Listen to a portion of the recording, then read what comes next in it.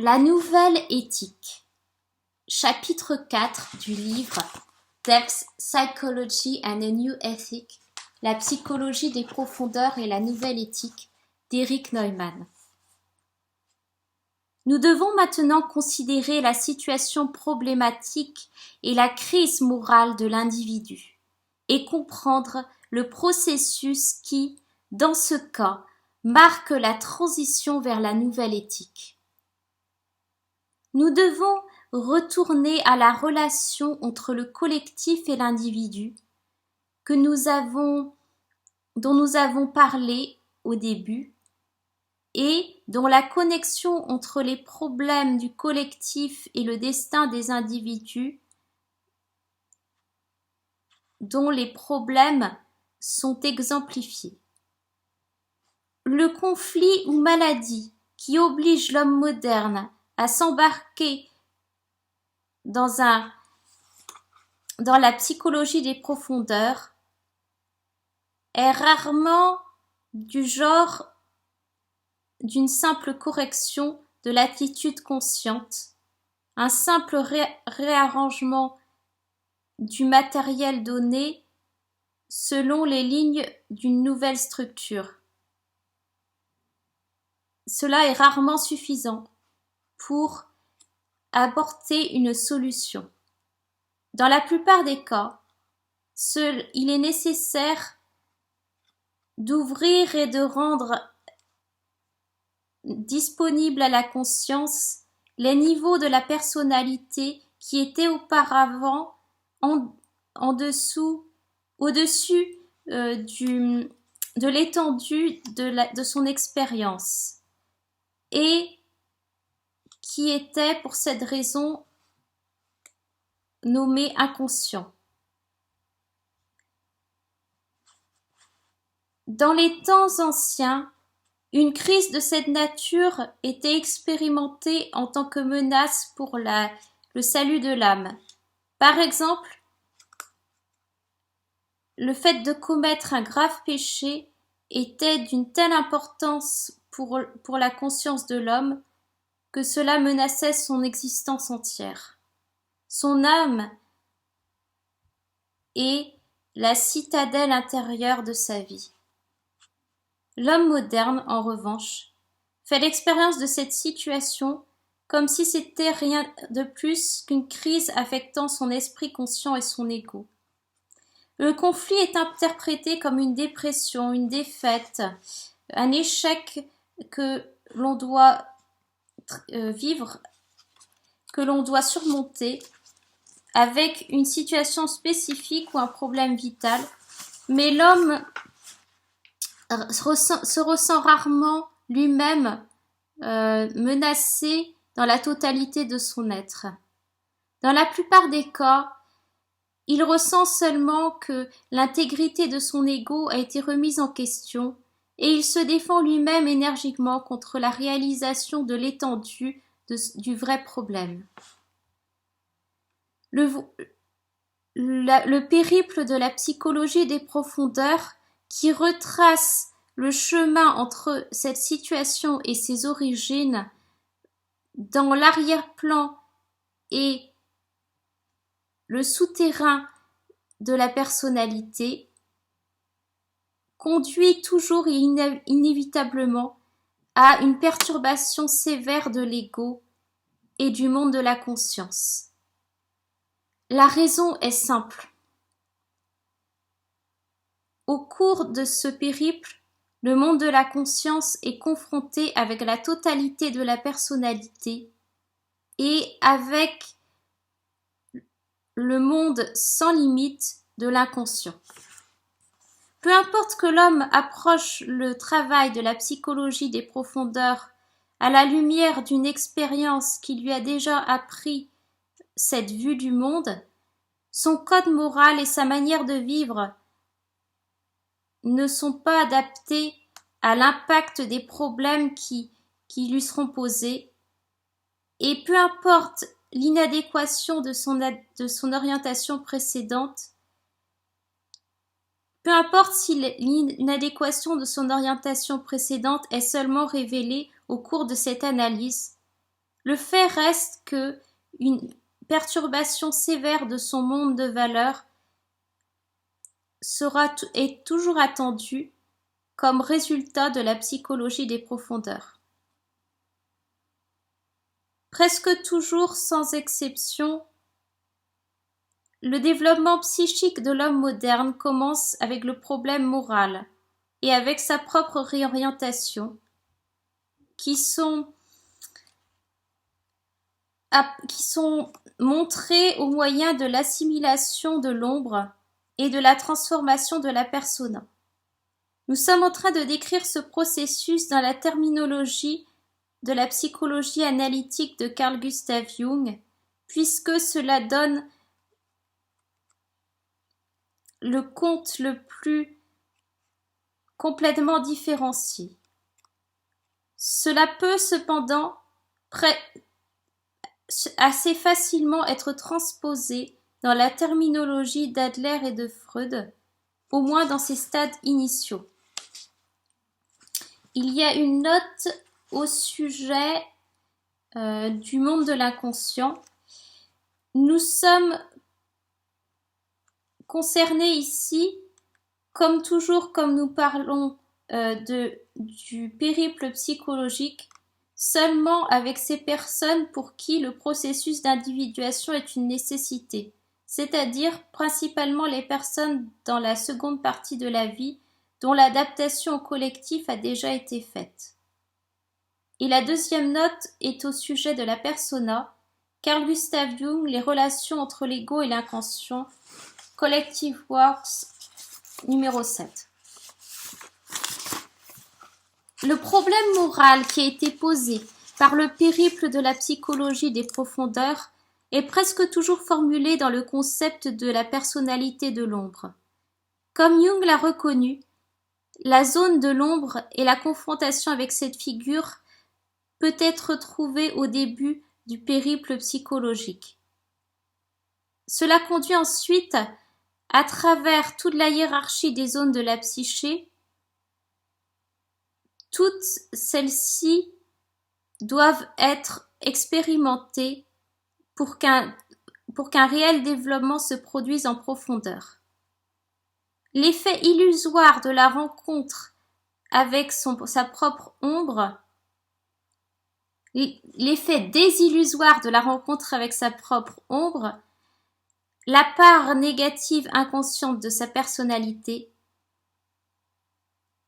se produit toujours dans les cas où l'ego a vécu en identification avec la persona et les valeurs collectives de la période. C'est pourquoi cette rencontre est, en règle générale, particulièrement sévère et difficile pour l'extraverti, puisque par nature il a moins connaissance de sa propre subjectivité que l'introverti.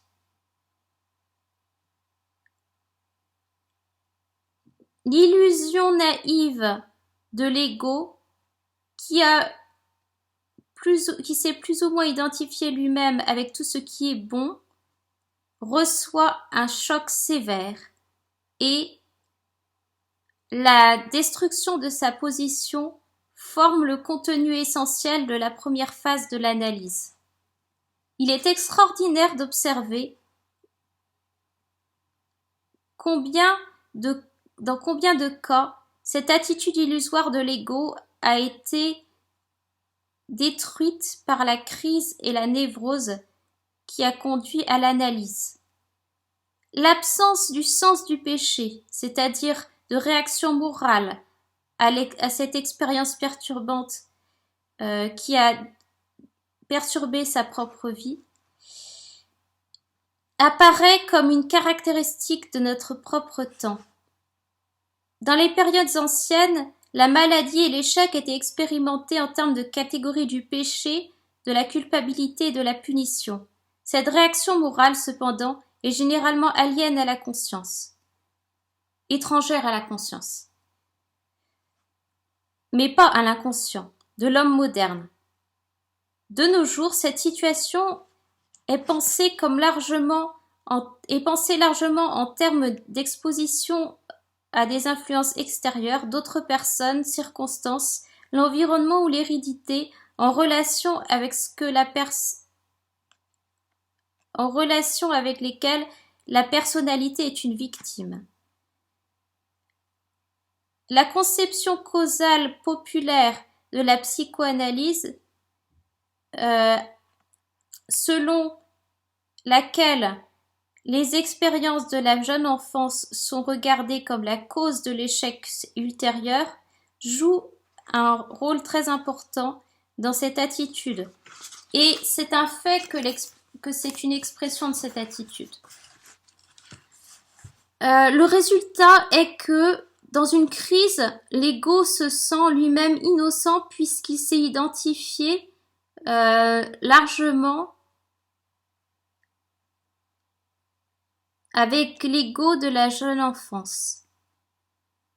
Dans cette rencontre avec l'ombre, cependant, l'ego échoue avec son identification avec la persona. L'ego échoue son identification avec la persona, avec les valeurs du collectif. L'analyse réductive de Freud et d'Adler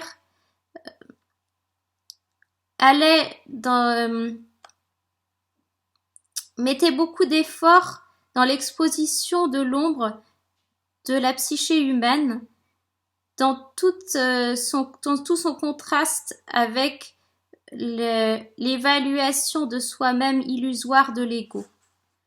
La rencontre avec son autre côté, le composant négatif, est marquée par une abondance de rêves dans lesquels cet autre confronte l'ego sous différents déguisements, comme par exemple le mendiant ou la personne handicapée, l'exclu ou le mauvais homme, le fou, celui qui est méprisé, insulté, le brigand, l'homme malade, etc., etc. Tout ce qui confronte l'individu avec avec ses propres fondations, ne peut pas être échappé, et la nécessité auquel on ne peut pas échapper de reconnaître son autre côté, malgré son caractère d'hostilité et son étrangeté à l'ego, en tant que part de sa propre personnalité. La grande et terrible doctrine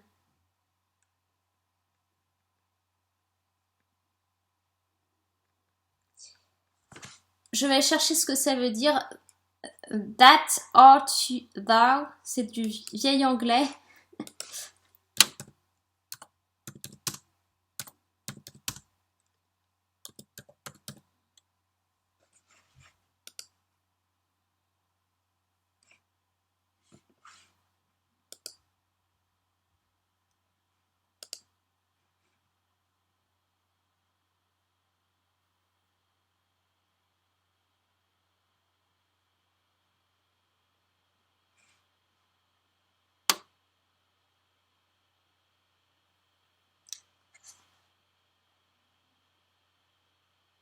Tu es cela est une phrase que l'on répète à travers la psychologie des profondeurs.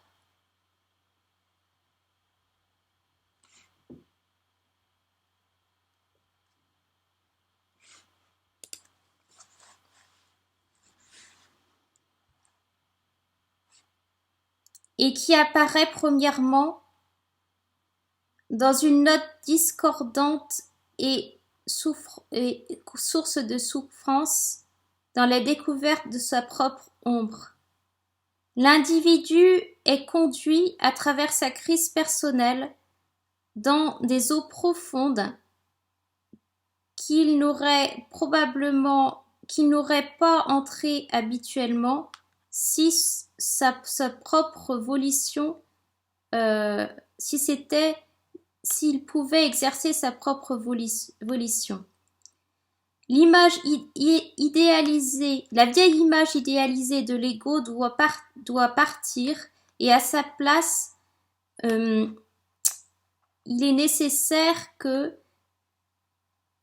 celui-ci prenne conscience de l'ambiguïté et de la multiplicité de sa propre nature. Un processus dans lequel l'ego est contraint à reconnaître qu'il est mauvais et malade en esprit, antisocial et proie à des souffrances neurotiques, névrosées, laid et étroit d'esprit. Une technique d'analyse qui détruit l'inflation de l'ego et l'oblige à faire l'expérience de comment et où il est limité et unilatéral, conditionné par son type plein de préjugés et injuste. Tout ceci représente une forme amère de rencontre avec soi, dans laquelle l'on ne peut comprendre tout de suite la résistance que cela provoque. Être obligé d'admettre que l'on est infantile et mal ajusté, misérable et laid, un animal humain qui ressemble au singe, est une bête sexuelle et une créature du troupeau, est en soi une expérience bouleversante pour l'ego, qui sait identifier lui-même avec les valeurs collectives. Mais les racines du problème de l'ombre vont plus loin. Et cela est une préoccupation très importante quand la sonde atteint les sources du mal lui-même. Quand la personnalité fait l'expérience de sa relation avec l'ennemi de l'humanité. L'instinct d'agression et de destruction dans la structure de son propre être. À la fin, l'individu est mis face à face avec la nécessité d'accepter son propre mal. Pour commencer, cette déclaration peut paraître inintelligible. Cela est certainement vrai que sa signification totale ne peut en aucun cas être réalisée au premier regard.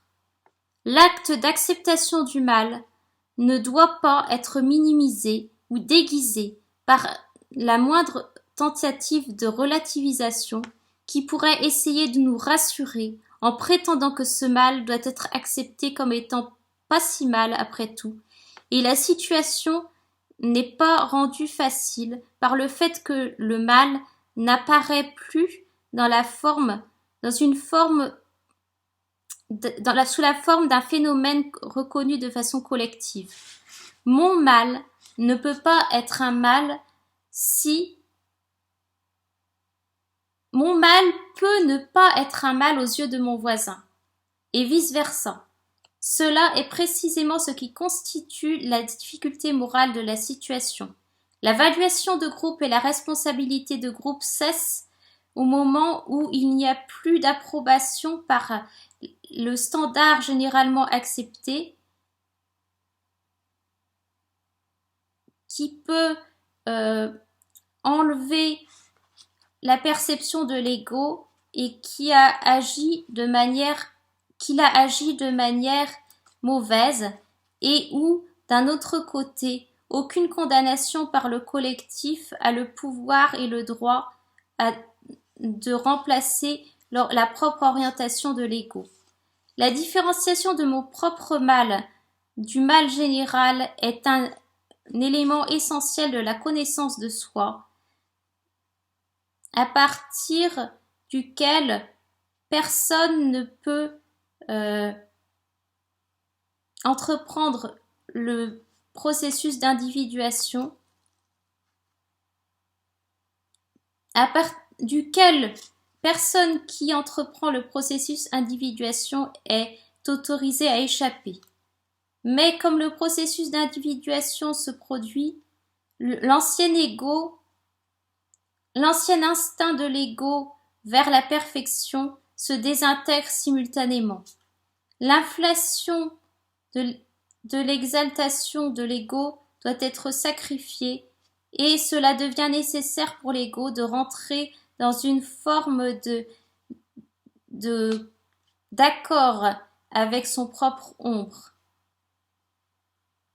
un développement qui est diamétralement opposé à l'ancienne éthique de l'absolutisme et de la perfection.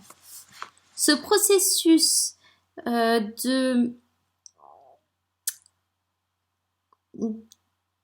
rencontrer et d'entrer en accord avec sa propre ombre conduit en fait à une apparente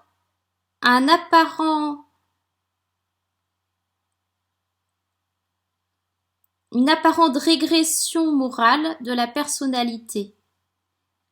La reconnaissance et l'acceptation de l'ombre présupposent beaucoup plus qu'une volonté de regarder son frère sombre et ensuite le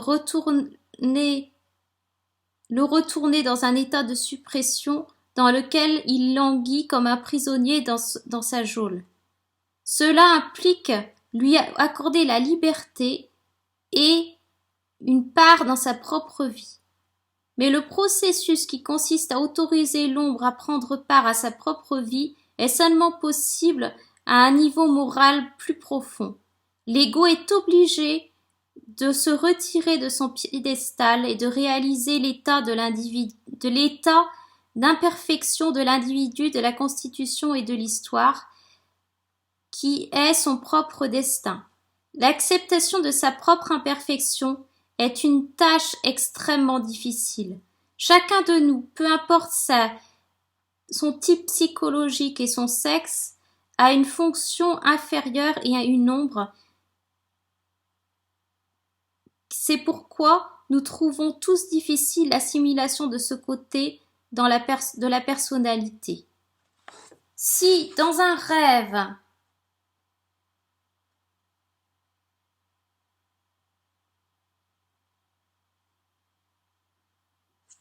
un hunchback, je ne connais pas la signification, je vais chercher.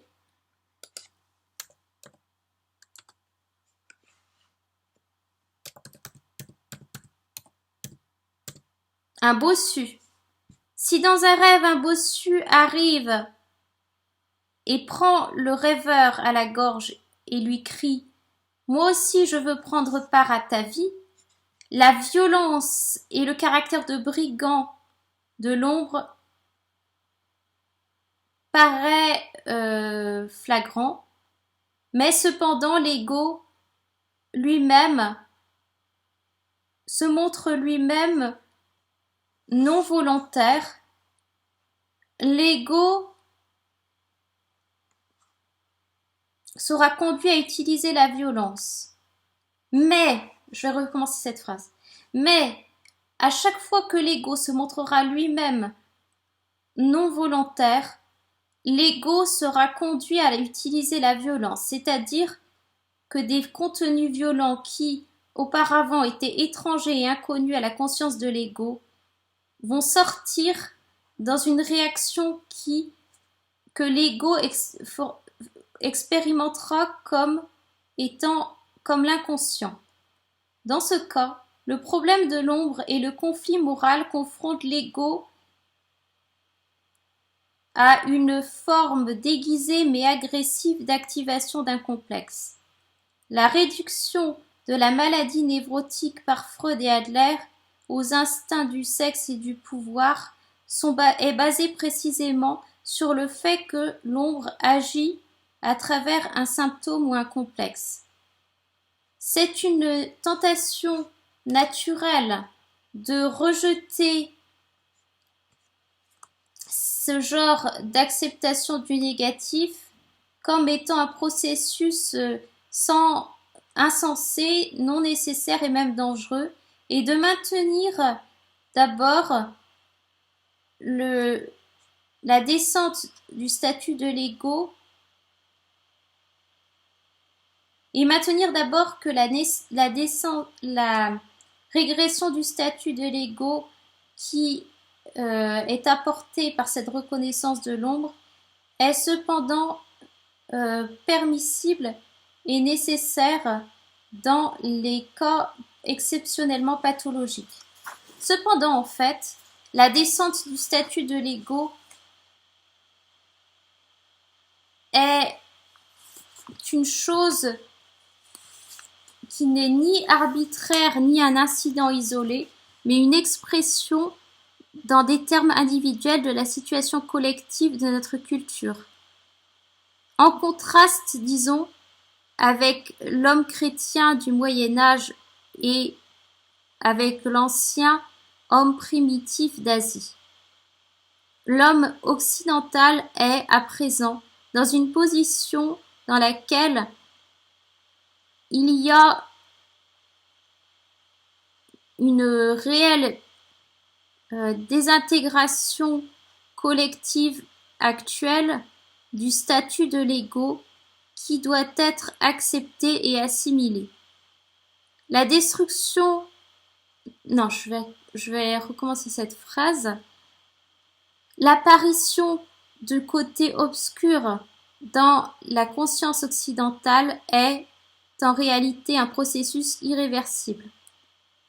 Par l'apparition du côté obscur dans la conscience occidentale, nous voulons dire que tout le complexe de développement parallèle qui a conduit au cours des dernières 150 années au phénomène de la ténèbre, au phénomène que la ténèbre devient visible et problématique dans différentes régions en même temps. Ce processus est lié avec ce que nous avons décrit comme étant la recollectivisation de la culture occidentale et qui a résulté à un renforcement du phénomène collectif et à une dominance du collectif sur les événements individuels.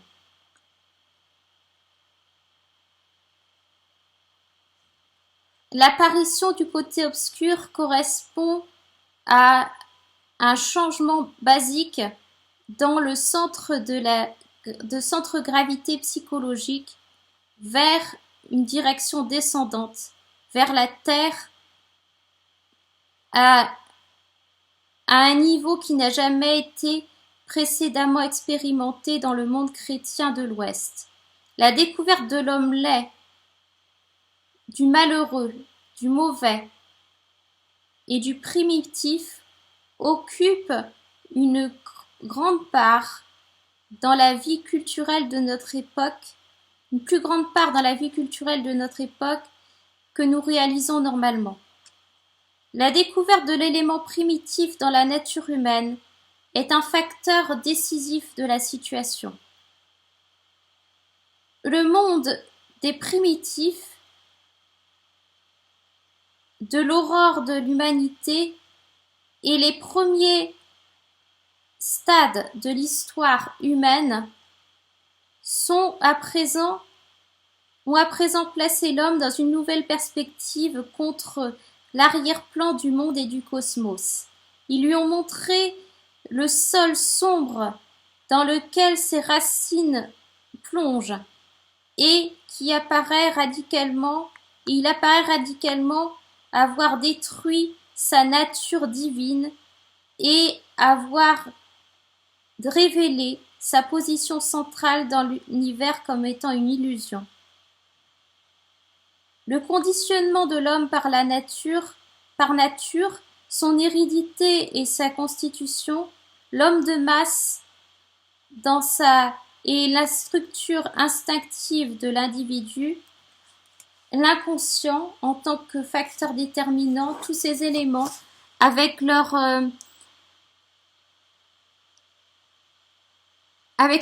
répercussions surprenantes sur le statut de l'ego individuel, semblent tous pointer vers la même direction, la reconnaissance du côté obscur.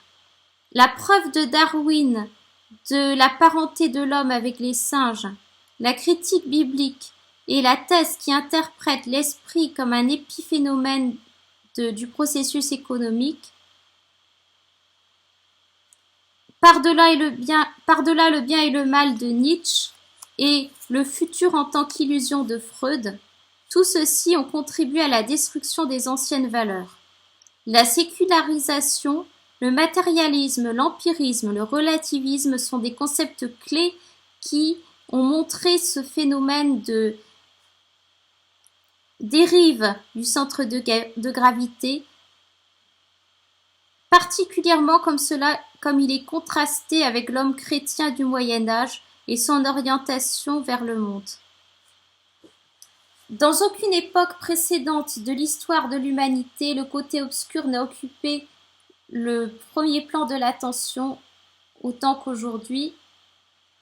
Le malade, le psychopathe et le psychotique, le dégénéré et la personne handicapée, ceux dans le besoin d'attention et de soins, l'anormal et le criminel,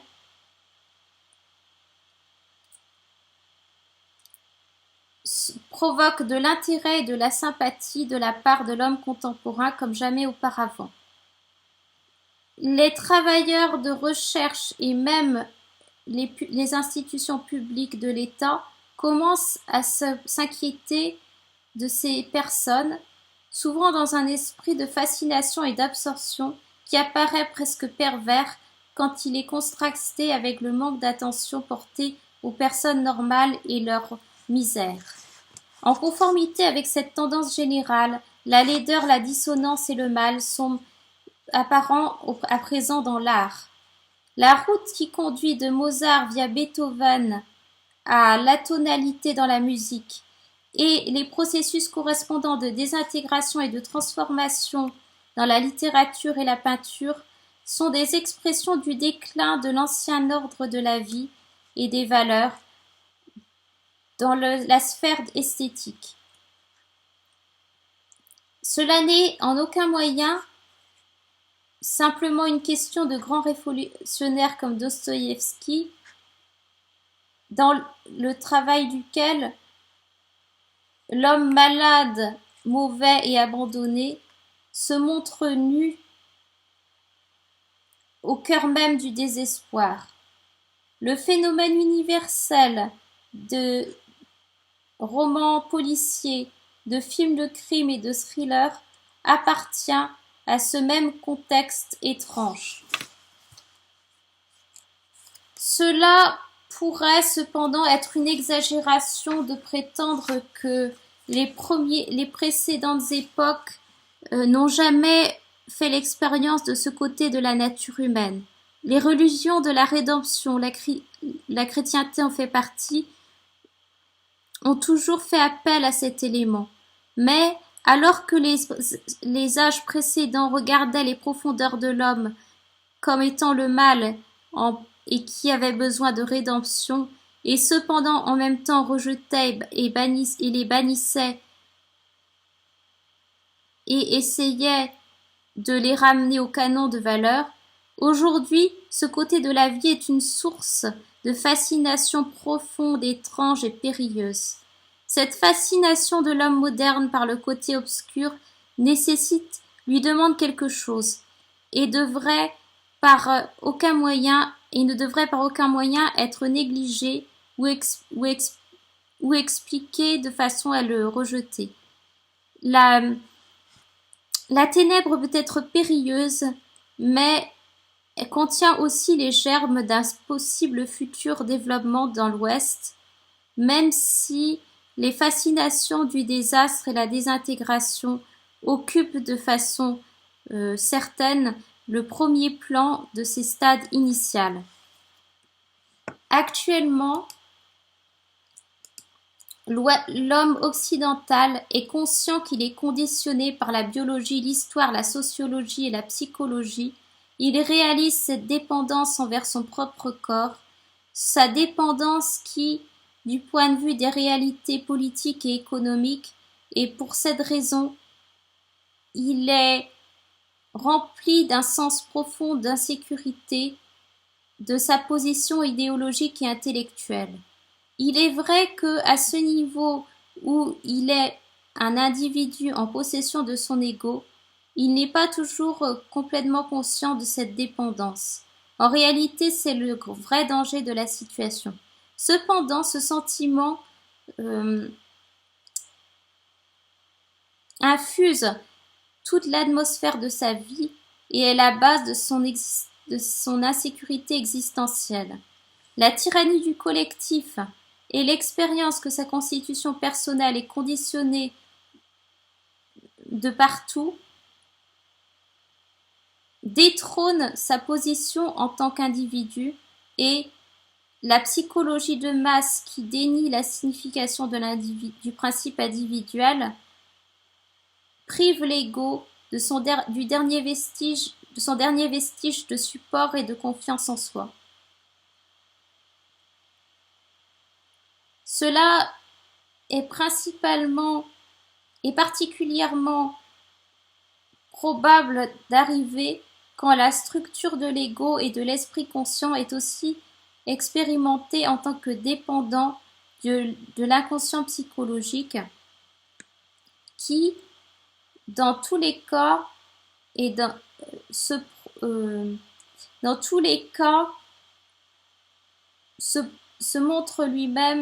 prouve lui-même comme étant d'une supériorité débordante par rapport à l'ego.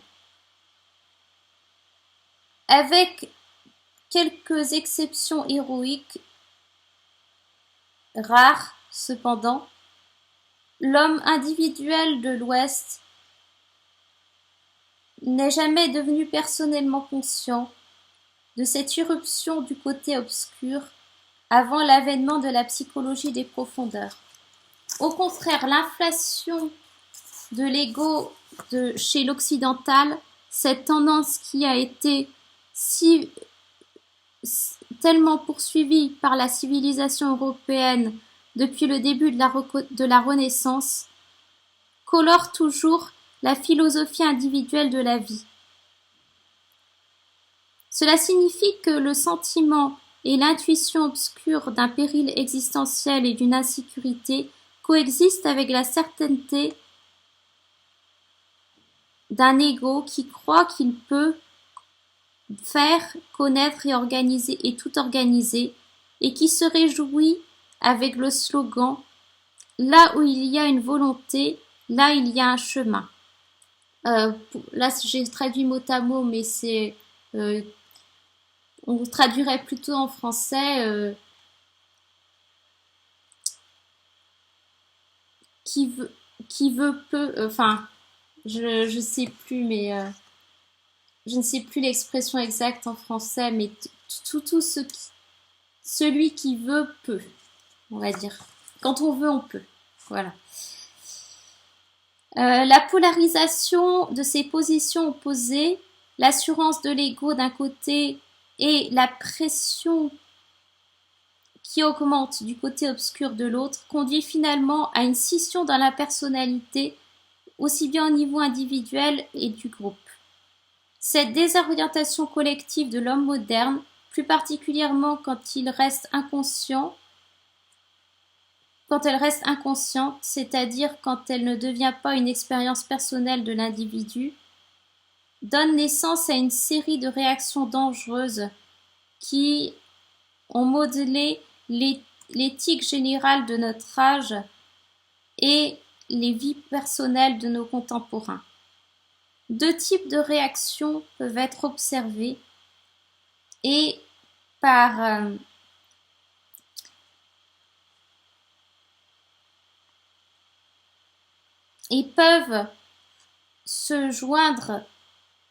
peuvent se produire conjointement chez le même individu. La première réaction est déflationnaire et collectiviste et dévalue à la fois l'individu et l'ego. La seconde est inflationnaire et individualiste. Contrairement à la première, la seconde réaction surestime l'individu et l'ego. Les deux représentent des tentatives inconscientes d'échapper au vrai problème.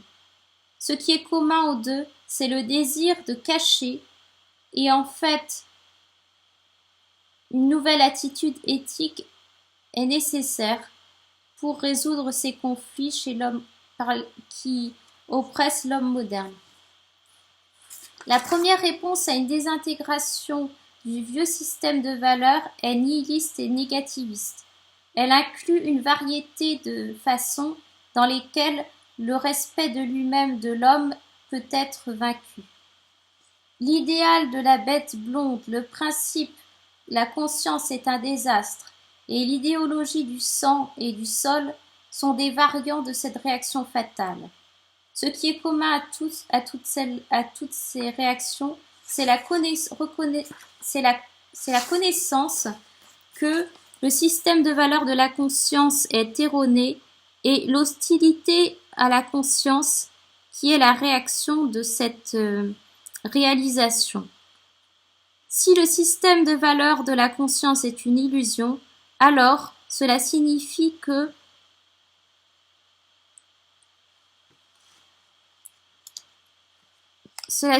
la guérison à travers la conscience est impossible et que la tentative de la réaliser doit être abandonnée. Le résultat est une identification de l'ego avec les antivaleurs collectives qui peuvent contraster avec l'identification de l'ego avec les valeurs collectives qui est typique de l'ancienne éthique. La conscience et la connaissance que les pseudo-valeurs et cependant seulement récemment, par exemple dans la psychologie d'Alfred Adler, l'inconscient était regardé comme étant une farce de la conscience. La réaction nihiliste réduit la conscience à une farce de l'inconscient. La conscience est maintenant simplement un moyen de réalisation des forces inconscientes instinctives. Et l'esprit et la connaissance sont regardés comme étant seulement les instruments dans les mains de différentes constellations instinctives qui appartiennent au groupe et aux individus dans ce groupe. La réaction nihiliste est une forme radicale de cette tendance au matérialisme qui n'est cependant qu'un autre symptôme de l'irruption du côté obscur dans le monde occidental.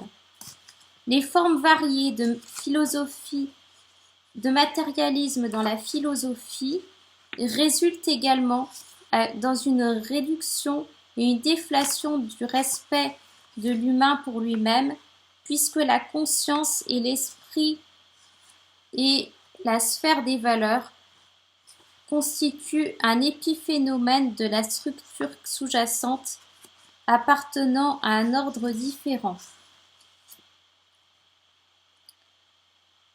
De même qu'en psychologie, les valeurs sont regardées comme étant de simples idéologies et superstructures des conditions basiques réelles, de même en psychoanalyse, le phénomène culturel est interprété comme étant un simple compromis irréel des produits de la structure psychique qui est principalement inconsciente. Dans tous les cas, une philosophie pessimiste et déflationnaire de ce genre est l'expression d'une perturbation profonde de la conscience qui est produite par l'expérience de l'ombre dans la vie. Mais alors que l'éthique judéo-chrétienne faisait l'expérience de l'opposition d'une manière dualiste à travers la souffrance ou par le combat avec son autre côté, la réaction nihiliste est négativement moniste, c'est-à-dire qu'elle réduit le principe des opposés à un seul, c'est-à-dire le matérialisme, c'est-à-dire un principe uniquement matérialiste, à une seule structure basique matérialiste et cela explique le côté spirituel en tant qu'épiphénomène. L'autre mode inflationnaire de réaction est aussi moniste, puisque dans ce cas, le signe de la valeur est inversé. Il peut être décrit comme étant un mysticisme pléromatique. C'est une vue du monde qui a attiré beaucoup d'attention à notre époque. Elle est une tentative de ne pas regarder la réalité dans son caractère existant. Elle est pléromatique dans le sens que le plérôme, dans la totalité de la nature divine et dans ce qu'il était avant que le monde commence, quand la divinité n'était pas encore entrée dans le monde, est regardée comme l'état réel du monde. Elle est mystique parce que la relation entre le plérôme peut être seulement réalisée de manière mystique ou illusoire. La réaction pléromatique mystique est généralement trouvée en conjonction avec des éléments eschatologiques, c'est-à-dire avec des tendances vers une anticipation utopique de l'état de rédemption qui, dans l'histoire de la religion, a été normalement recherché comme étant l'événement qui surviendrait à la fin des temps. Elle contient des restes de l'ancienne éthique, mais la force qui la conduit est fournie par une psychologie eschatologique de rédemption réalisée qui conduit à croire que l'on a déjà atteint l'état d'être au-delà des opposés. L'ego tente de fuir le problème du mal et de l'ombre dans le monde aux moyens illusoires par des moyens mystiques, une expansion inflationnaire de l'individu qui s'identifie lui-même comme étant égal avec le plérôme, l'esprit primordial, la divinité, etc., et s'envole dans la sphère de l'infini et de l'absolu et perd son identité dans ce processus. Un exemple classique contemporain de cette attitude est fourni par la science chrétienne qui nie simplement l'existence du négatif, mais quelque chose de très similaire peut être trouvé dans beaucoup de mouvements mystiques, sectaires et politiques. Les attitudes pléromatiques et nihilistes envers le problème de l'ombre dans l'homme moderne peuvent être trouvées en conjonction l'une avec l'autre, une liaison qui a été préfigurée dans beaucoup de sectes gnostiques. La tendance pléromatique mystique est plus clairement exemplifiée dans les mouvements collectivistes qui prétendent fournir la rédemption et qui en réalité la fournissent en un certain sens puisqu'elles regardent l'individu comme étant réalisé de façon pléromatique et en faisant ceci, l'élève dans un état de rédemption réalisée.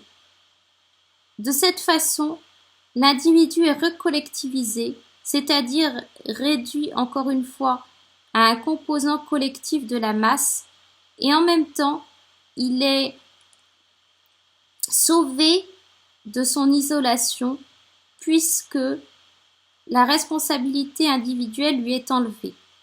La libération de l'individu de ses problèmes moraux et la déclaration de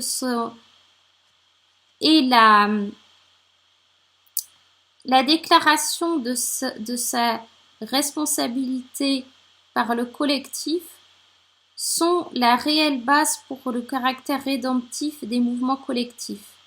De nos jours, ce caractère rédemptif prend généralement une forme politique, mais il est difficile de voir dans ce cas la politique comme un opium du peuple et en réalité, mais il n'est pas difficile de voir dans ce cas la politique comme un opium du peuple et dans ce cas un substitut pour la religion.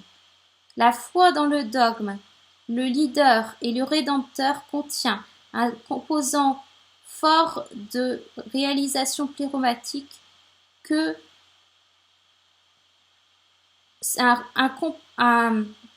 La foi dans le dogme, le leader et le rédempteur contient un composant si fort de réalisation pléromatique que le problème moral apparaît comme étant résolu, et cela conduit, par le moyen de la recollectivisation et de la désintégration de la conscience individuelle, à l'insanité morale du collectif, comme résultat ultime de la réaction pléromatique mystique. Ce phénomène se produit de manière exemplifiée dans le socialisme national, c'est-à-dire chez les nazis, le nazisme, dans le fanatisme politique et la collectivisation produit un phénomène similaire à chaque fois qu'il apparaît. La figure du leader est identifiée avec le Rédempteur, la personnalité mana de l'inconscient collectif, et ses enseignements sont imposés en tant que doctrine de salut. Une fois que la doctrine est acceptée, la fonction de la conscience individuelle en tant qu'autorité de décision par rapport aux questions morales est remplacée par cette personnalité mana, et le substitut en tant que rédempteur est identifié avec l'esprit primordial qui transcende toutes les valeurs morales.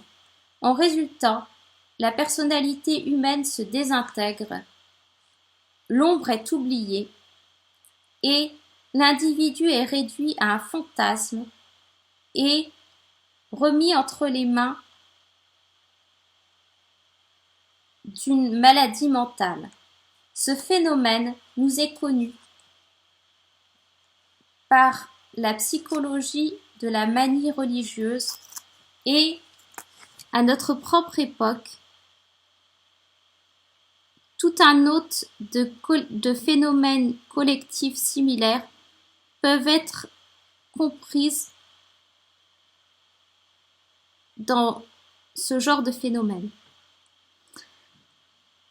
À la fois, les réactions nihilistes et pléomatiques tendent vers un monisme qui tente d'abolir le principe des opposés qui constitue le problème moral, et ces deux réactions tendent à exalter l'un des deux pôles en tant qu'absolu. Dans la réaction nihiliste, le côté spirituel est réduit en tant qu'épiphénomène de la matière. Dans le point de vue pléromatique de l'autre côté, considère l'esprit comme étant le seul côté existant et le monde matériel comme étant son épiphénomène qui peut être en réalité ignoré si on le souhaite, tant qu'on le souhaite. De ce point de vue, le monde devient quelque chose comme une erreur de perspective. Finalement, il y a une autre forme de réaction aux demandes insistantes du problème de l'ombre qui devrait peut-être être mentionnée. Cette tentative de rester libre de toute valeur morale et de concevoir la vie en tant que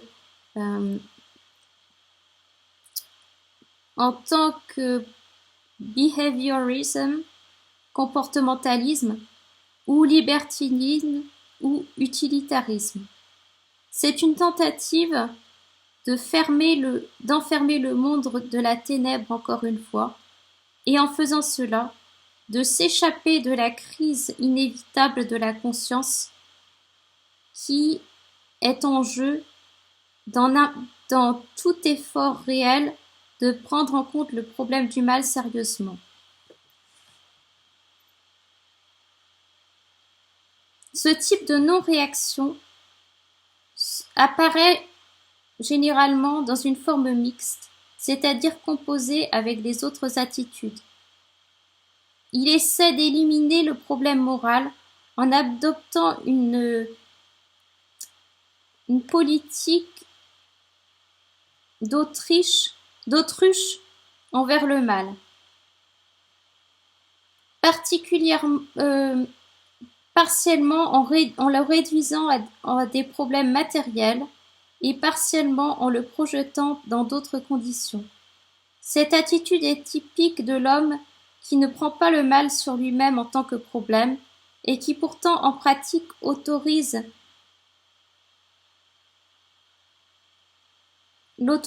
à agir de façon totalement libre. Les deux réactions de fuite au problème du mal, le collectivisme et l'individuel et la réaction individualiste pléromatique mystique représentent deux tentatives extrêmes d'identification avec l'un des membres de la paire des opposés qui entre en jeu dans ce conflit, la masse et l'élite. Dans le collectivisme, c'est la conscience de l'ego et le monde des valeurs qui doivent être sacrifiés. Dans la tendance pléromatique mystique, c'est l'homme de masse et son ombre. Aucune de ces réactions est en réalité capable d'abolir et de résoudre la réalité du problème de l'ombre que l'homme moderne est obligé d'affronter. Cependant, en raison de l'instabilité des protagonistes, à la fois le mouvement collectiviste dans sa tendance au nihilisme et sa contrepartie pléromatique, qui est colorée très souvent par des illusions de pseudo-libéralisme, peuvent avoir des effets dangereux dans la sphère politique et de la vie sociale. L'analyse des individus et des mouvements individuels et collectifs montre encore et encore que les deux sont contaminés par leur opposé polaire. C'est-à-dire que le collectivisme peut être un pléromatique mystique secret et le pléromatique un nihiliste secret. Cette contamination peut être comprise en termes de tendance inconsciente à la compensation qui renforce l'instabilité de ces victimes et les rend, malgré leur apparente assurance dogmatique, une proie facile à l'infection par l'autre sorte. Si l'on accepte, en raison de cette condition de scission intérieure, les individus unilatéralement dogmatiques forment une extraordinairement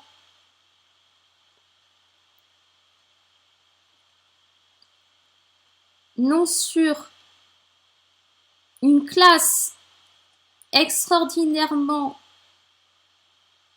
non sûre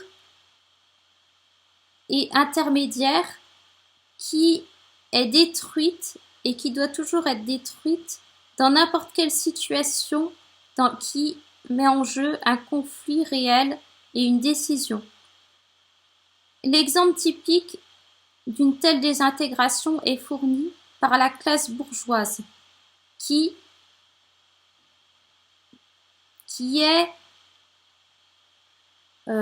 contient le plus grand nombre de représentatifs de l'ancienne éthique et, en Allemagne par exemple, a été marquée par un certain idéalisme pléromatique. La désintégration de cette classe, un phénomène qui n'est pas confiné à l'Allemagne et le futur le montrera, a toujours été une énigme. Leur forte éthique était à un niveau conscient et semblait qualifier les représentants de cette classe comme étant des individus indépendamment moraux et des protagonistes de l'ancienne éthique. De façon inconsciente cependant, ils étaient en fait dans une grande mesure à la proie de leur côté opposé qu'ils avaient réprimé. Les individus unilatéraux et les groupes de ce type sont par nature membres de la 5e colonne. Sans être conscients de ce fait, en réalité, ils appartiennent au camp ennemi de leur propre idéologie consciente puisqu'en eux, l'ombre est plus dynamiquement vivante que l'ego moral du système conscient. À l'heure de la décision, les personnes de ce type font une volte-face complète et vont dans le camp ennemi. Les pactes qu'ils concluent le plus souvent avec les forces ennemies ont leur motivation la plus profonde dans leurs propres conditions de scission intérieure. L'instabilité de l'attitude qui est causée par la présence de la position contraire à l'inconscient, dans l'inconscient, n'est pas confinée à l'homme moyen qui, en tant que membre constituant de la masse, fait partie de tous les mouvements. Elle est aussi trouvée, et c'est encore plus dangereux, parmi les personnalités dirigeantes comme les éducateurs, les professeurs et les hommes politiques. L'incompétence des hommes politiques est devenue si cruellement et sanguinairement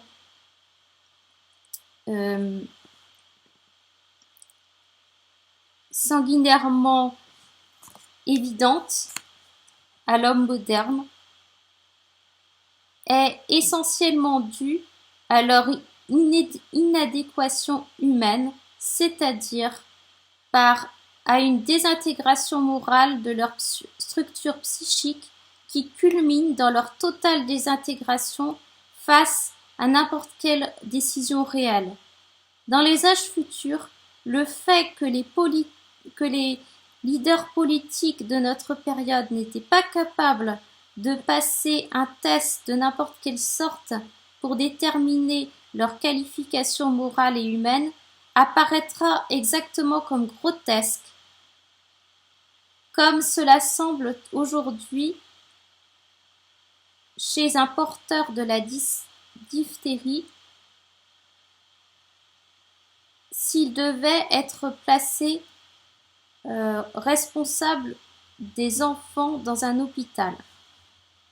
Du point de vue de l'ancienne éthique, l'inadéquation morale de l'homme politique ne réside pas dans le fait que, du point de vue inconscient, il n'est pas une personnalité moralement acceptable, même bien qu'il n'y a pas de garantie qu'il le soit non plus. C'est dans son inconscience totale de son ombre et dans son orientation illusoire, dans l'orientation illusoire de sa conscience qui accompagne ce genre d'inconscience qui est décisif et souvent cependant qui est le facteur décisif et souvent cependant fatalement décisif. Je vais juste faire une petite pause pour expliquer ce paragraphe que je viens de lire. Erich Neumann dit que les hommes politiques contemporains sont inconscients de leur ombre et que cela a des conséquences désastreuses, et même certains d'entre eux ne sont même pas du côté du bien dans leur personnalité consciente. Donc je continue.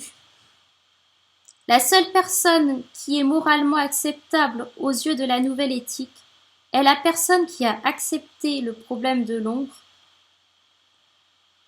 la personne qui est devenue consciente de son propre côté négatif. Le danger qui menace constamment la race humaine et qui a dominé l'histoire jusqu'à l'époque présente vient du fait que les leaders ne sont pas testés,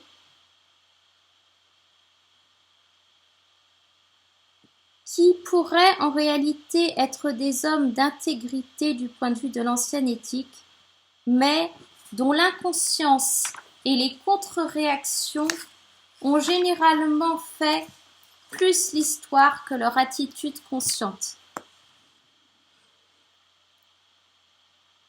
C'est précisément parce que nous réalisons aujourd'hui que l'inconscient est souvent, sinon toujours, un déterminant plus puissant dans la vie de l'homme que son attitude consciente, sa volonté et ses intentions,